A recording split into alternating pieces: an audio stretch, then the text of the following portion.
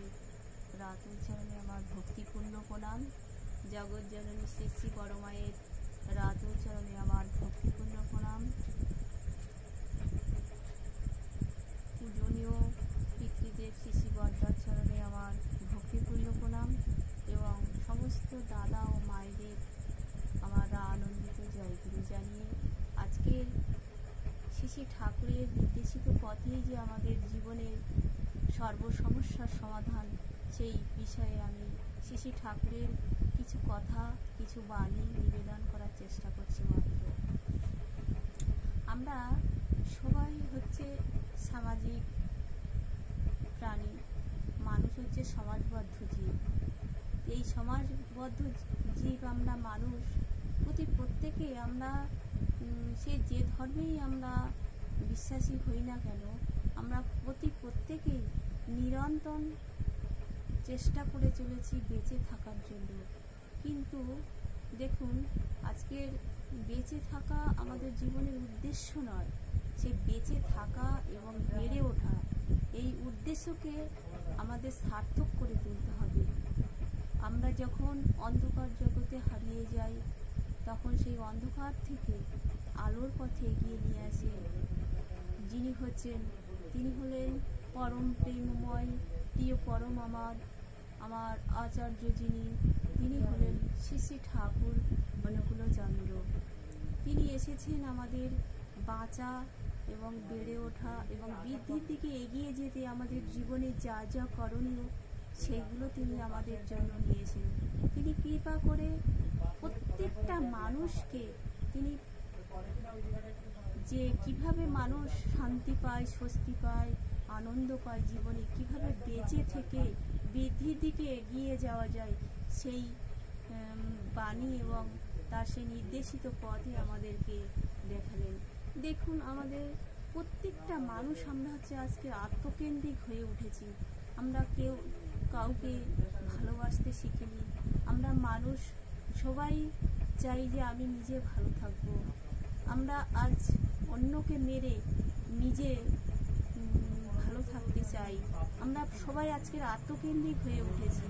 আমরা যেমন নিজের জীবনের কোনো আমরা যেমন দায়বদ্ধ নই, তেমনি আমরা সমাজের প্রতি আমাদের কোনো কর্তব্য নেই।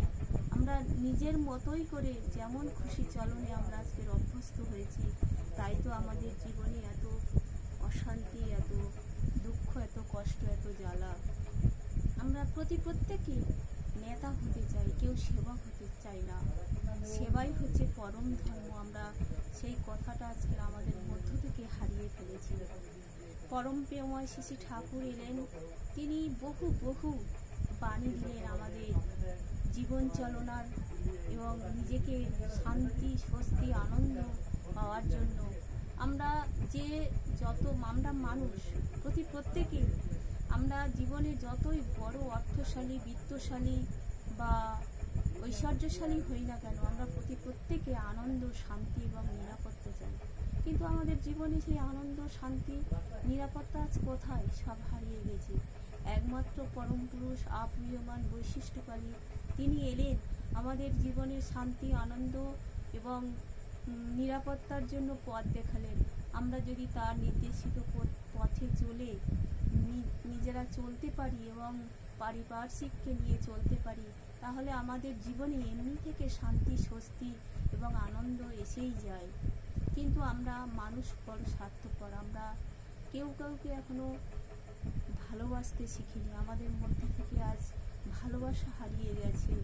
আমরা চেষ্টা করব সেই আদর্শকে যাতে আমরা প্রত্যেকে আমরা যারা প্রতিবেশী পরস্পর বাস করি, আমরা সেই আদর্শ এবং উদ্দেশ্যের মধ্যে একটা যোগসূত্র রাখবো এবং সেই ঐক্যবদ্ধতার মাধ্যমে আমরা সবাইকে ভালোবাসবো এবং সবাইয়ের ব্যথা, দুঃখ, কষ্ট, জ্বালা, যন্ত্রণা, বিপদে আপদে আমরা প্রত্যেকের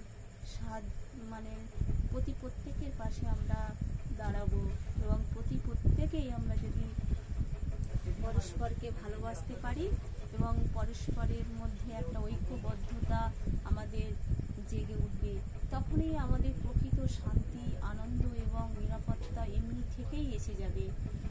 আর আমরা যে মানুষ প্রত্যেকেই যদি একে অপরের দুঃখ কষ্টে পাশে থাকতে পারি, আমাদের জীবনে আর কোনোদিন অশান্তি আনন্দ নিরাপত্তা এগুলো হারিয়ে যাবে না, আমরা এমনি থেকেই পাবো। কিন্তু দেখুন, যখন কোনো নেতা বা কোনো মহাপুরুষ দেশকে সংহতি এবং ঐক্যবদ্ধ এবং সুশৃঙ্খলতায় যখন নিয়ে যেতে চায়, কিন্তু তার জন্য একটা ভালো মানুষের দরকার হয়। কিন্তু সেই মানুষ আজ কোথায়? সেই মানুষ আজ হারিয়ে গেছে। তাহলে আমাদের প্রথমে এটাই দরকার যে আমাদের জীবনে একজন আদর্শবান পুরুষকে আমরা গ্রহণ করব এবং সেই আদর্শবান পুরুষকে আমরা অনুসরণ করব, তার বাণী, তার নির্দেশিত পথ আমরা মেনে চললেই আমাদের সমাজ, দেশ এবং জাতি গড়ে উঠবে। আদর্শহীন জীবন আমাদের বর্বরতারই সমান, আমাদের অন্ধকার জীবনের দিকে এগিয়ে নিয়ে যাবে, কখনো আলোর পথ দেখাতে পারবে না। তাই আমরা যদি প্রত্যেকে বেঁচে থেকে এবং বৃদ্ধির পথে বা বিবর্ধনের পথে এগিয়ে যাই, তাহলে আমরা সেই আদর্শবান পুরুষের পথ অনুসরণ করব এবং শ্রী ঠাকুরকে আমাদের জীবনে আদর্শবান পুরুষ বলে আমরা গ্রহণ করেছি এবং শ্রী ঠাকুরকে আমরা জীবনে আদর্শ হিসেবে যদি নিয়ে চলতে পারি, তাহলে আমাদের জীবনে সব জ্বালা যন্ত্রণা দুঃখ কষ্ট দূরীভূত হতে পারে। আমরা একটা সুন্দর সমাজ গঠন করতে পারবো, আমরা একটা সুন্দর পরিবার গঠন করতে পারবো, একটা রাষ্ট্র গঠন করতে পারবো। একমাত্র শ্রী ঠাকুরের নির্দেশিত পথ ছাড়া আমরা কেউ বাঁচতে পারবো না, কেউ শান্তি পেতে পারি না, আনন্দ পেতে পারি না। এই হচ্ছে আমাদের জীবনের একটা সমাধান। তাই শ্রী ঠাকুর এক জায়গায় তার বাণীতে বললেন, এক প্রাণতার মমত্বেতে পরস্পরের সমাবেশ, নিনর অটুট হলেই জানিস একই ডানায় বাঁধবে দেশ। এই বলে আমি প্রত্যেকের শ্রী ঠাকুরের চরণে সুস্থ সুদীর্ঘ জীবনের প্রার্থনা জানিয়ে আজকের আমার এই নিবেদন এখানেই শেষ করলাম। জয় গুরু, বন্দে পুরুষোত্তম।